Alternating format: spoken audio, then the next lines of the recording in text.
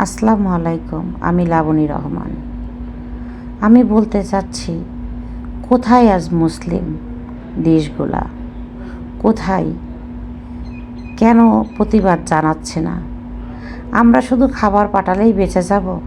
ওরা বেঁচে যাবে? খাবার পাঠালে তো হবে না। আমি মানুষের সামনে খাবার দিচ্ছি, কিন্তু খাবার আগেই ওরা গুলি খেয়ে মারা যাচ্ছে।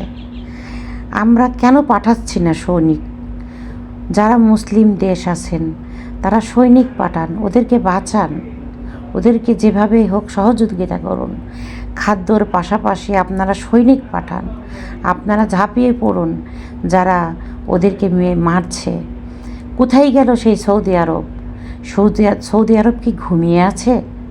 নাকি ওরা দেখছে যে একটা একটা করে আমাদের মুসলিমগুলা দেশ শেষ হয়ে যাক? যেই হাসপাতালের আমি শুনেছি সৌদি আরবে অনেক তেল পাওয়া যায়, কিন্তু আজ ফিলিস্তিনেতে তেলের অভাবে হাসপাতালে অ্যাম্বুলেন্স যেতে পারছে না, ডাক্তারদের ঢুকতে দেওয়া হচ্ছে না। কেন সৌদি তেল দিয়ে ওদেরকে সাহায্য করছে না? কেন অ্যাম্বুলেন্সে তেল পাঠাচ্ছে না?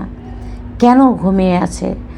যেসব মুসলিমরা আজ আপনারা হজ করতে যাবেন, আপনাদের হজ তো কখনো ফরজ করেনি, তাদের টাকা প্রত্যেকটা মুসলিম দেশগুলা থেকে যারা হজে যাবেন এবার, প্রত্যেকে আপনারা হজের টাকা দিয়ে আগে ফরজ আদায় করুন।